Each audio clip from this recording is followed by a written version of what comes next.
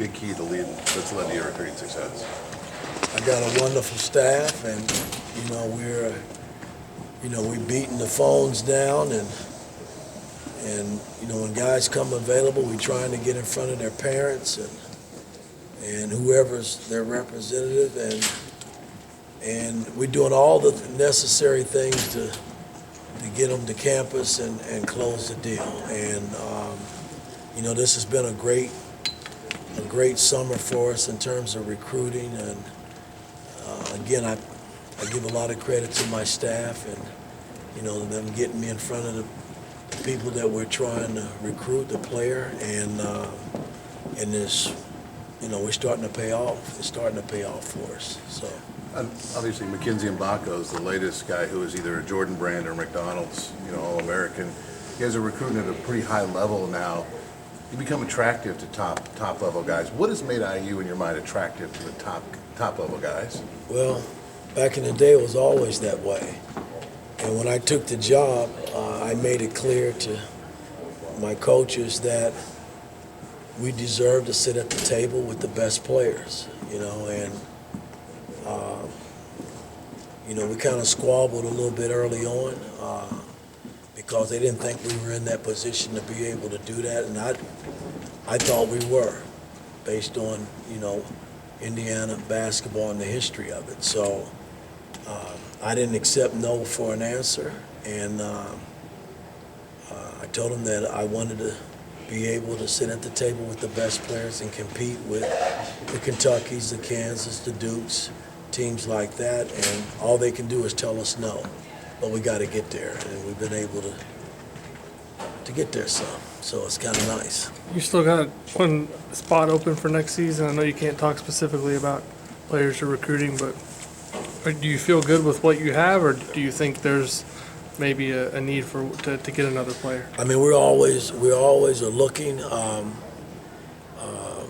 Based on a lot of the players tonight that might pull out, there might be a player that falls through the cracks, and I'm watching it closely, and I'm always looking to better our team, and if we can pick up someone based on who falls through the crack, then we'll pursue it and see what happens. Coach, the name I keep hearing on the recruiting trail is Jalen Hood-Schifino. What do you think his one-and-done season did for you as a staff when it comes to recruiting?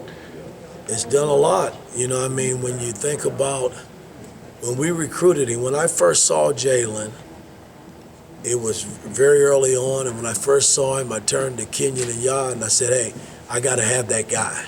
And they're like, Coach, relax, man. We got a lot of players we gotta see this summer. I said, no. He just reminded me of Jason Kidd. There was some overtone there. He's not Kidd, but there was some overtone there. And I knew the time that I spent with Kidd was special. And I just thought the kid could do a lot of things. And not to say he was a one and done, but he put himself in that position and was able to do a lot of nice things for our ball club. And, our program benefited from it. And it didn't hurt that he was a five-star player coming in. Mike, Trace was such a foundational player for the program for 4 years. He's not going to be there this year. How will your style of play be different, you think, as the way it's been the last 2 years?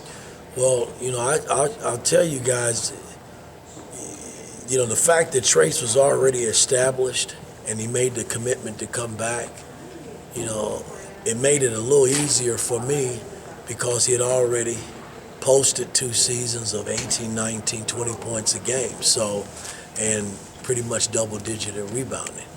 I have never coached a low-post player. I coached Melo and Amari, but they could step out and make shots and do a lot of other different things from a talent standpoint. So, in coaching Trace, it was a venture for us as a staff in terms of trying to put him in the best position possible to help, to not only be successful, but to help us win. And, we started letting him handle the basketball a little bit more and doing some things outside the box that probably he wasn't used to doing. And He became great at it. You know, we let him initiate our break. You know, he rebound and he pushes it out, and guys get out and they try to run, and he reward them with passes and things of that nature. So I mean, there are a lot of things that I started implementing because, again, it was new for me with the guy with his back against the bucket and giving him the ball and trying to design things to get him the basketball. So I don't have that anymore, you know, coming into this season. And I can pretty much go back to my comfort zone, you know, and how we somewhat played in New York, which we kind of spread the floor. And, you know, and that's not to say our bigs, if, you know, I got mismatches and our bigs are early running, you know, I expect them to try to post and get early strikes that way. And we try to get easy buckets, you know, right off our initial thrust. But it's going to be a little bit different. You know, I mean, I got really 7 new players, and I got to figure it out in terms of, you know, how we're going to play, who can do what.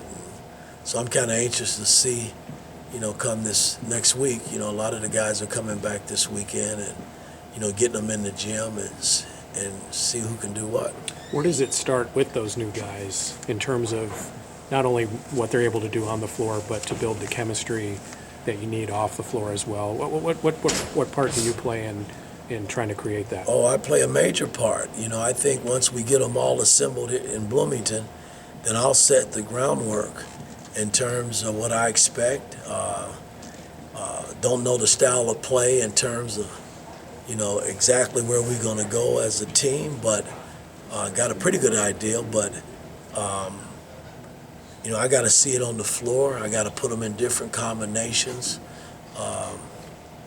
and just see who can do what. And so this summer will be a major trial for our ball club and our program in terms of trying to put the guys in the best position possible to help us win when we start next season.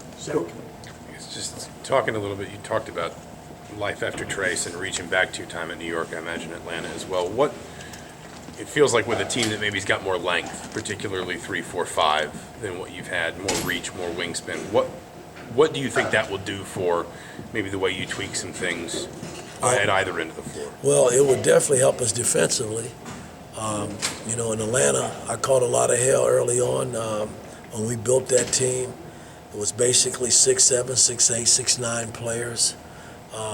And I can go down the list of players, and everybody was like, well, I think you got to always build a defensive system first and then figure it out offensively. And, you know, and that's what we did in Atlanta. We switched a lot, you know, and became a pretty good defensive team. I caught a lot of hell for our team switching, and hell, now everybody switches. You know, I'm not saying I set the stage for it, but I look at high school, I look at AAU ball, I look at college, I look at the pros. Everybody switches, and then basically force you into making a decision based on the switch. So, yeah, we were kind of on to something, and I thought it helped us. So, you know, the fact that we've added, you know, a 7-footer, a 6'10" guy, a 6'8", 6'8" guy, I mean, that helps us defensively when we do switch, and it helps us at the rim, it helps us rebounding. I mean, a lot of things that come along with, you know, adding longer, athletic, and rangy guys on your team, I think. Last question, Jim. Coach, you talked about how Jalen Hood-Schifino's one-and-done season helped in recruiting. What's the feedback you're hearing on both of these guys, and then how much more benefit is it going to get when both of those guys get drafted? Well, I mean, the key is only time will tell. You know, you're hearing both guys could possibly go in the first round. That would be huge for our program, and they deserve to be in the first round. I mean, I look at what Trace has done over the body of work that he's put in over the 4 years at Indiana is unbelievable, and never made a 3. Think about that. And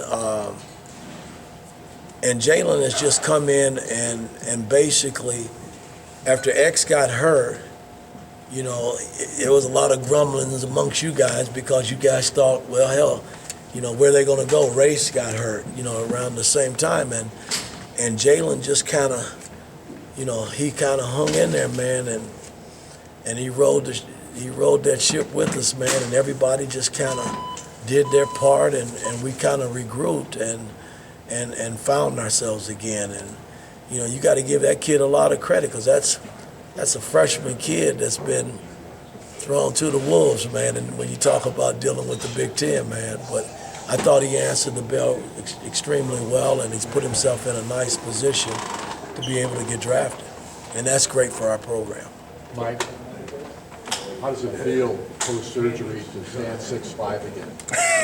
Hey, guys, hey, listen, I'm so blessed to even be standing here, because I went through a tough time, and I was still working, guys. When you guys thought, well, why am I having knee surgery during recruiting time? I had no choice, because I put it off all these years and struggled to get around. So I feel like a new man. If you ask me, will I do it all over again? I don't know if I would or not, because I had some complications and had to go back into the hospital for some time.